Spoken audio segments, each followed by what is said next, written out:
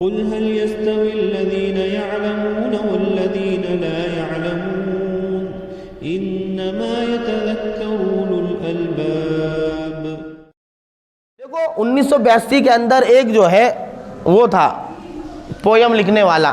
بنگالی، اس نے ایک کتاب لکھی تھی، وہ کتاب کے اندر ایک پویم لکھا تھا، اس کا عنوان تھا وندے ماترم۔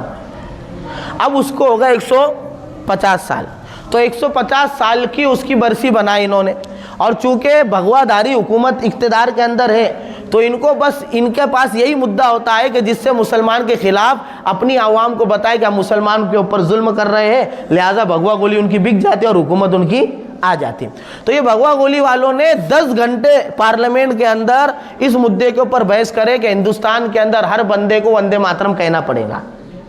10 گھنٹے اگر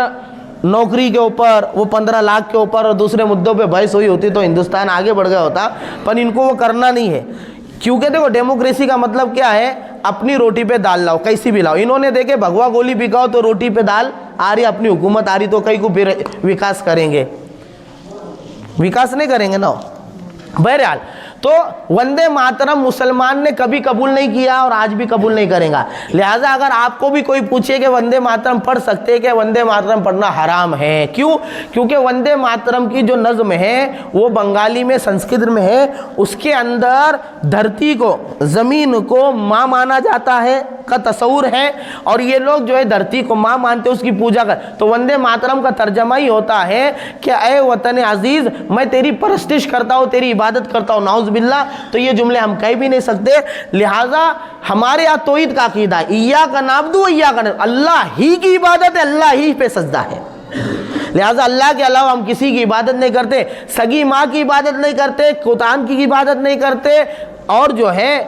بیت اللہ کی عبادت نہیں کرتے، نبی کی ماں کی عبادت نہیں کرتے، امہات المومنین کسی کی عبادت نہیں کرتے، ہم صرف اللہ کی عبادت کرتے ہیں، لہٰذا ہمارے یہاں اللہ کے علاوہ کوئی عبادت کے لائق نہیں، لا الہ الا اللہ، لہٰذا وندے ماترم پڑھنا ہمارے لیے حرام ہے۔ اگر اسکولوں کے اندر زور دیا جا رہا ہے تب بھی نہیں پڑھ سکتے، اور کسی بھی طریقے سے زور دیا جا رہا ہے تب بھی نہیں پڑھتے، اور اس کو حکومت کی نظر سے دیکھا جائے تو موجودہ حکومت کا مسلمانوں سے یہ مطالبہ کرنا کہ تم وندے ماترم کرو، یہ اصول کے خلاف ہے،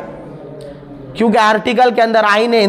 ہند کی دفعہ 25-28 کے اندر یہ اصول ہے کہ ہر بندہ اپنے مذہب کے اعتبار سے زندگی بسر کر سکتا، تو ہمارے مذہب کے اندر یہ جو ہے عقیدہ توحید کے خلاف ہے، لہٰذا ہم اس کو کبھی بھی اپنائیں گے نہیں، لہٰذا ان کی بات سویدھان کے خلاف بھی ہے، آئین ہند کے خلاف بھی ہے۔ اور پھر یہ جو ہے نا، یہ ایسا ماحول کریٹ کرتے ہیں گودی میڈیا مل کر کہ جیسے جو وندے ماترم کہیں گا یا ان کا مطالبہ پورا کرے گا وہی دیش بھکت رہیں گا، اور ہمارا بیچارہ مسلمان کیا کرتا؟ وہ اپنے دیش بھکت ہونے کا ثبوت دیتے پھرتا۔ ارے کوئی ضرورت نہیں ہے،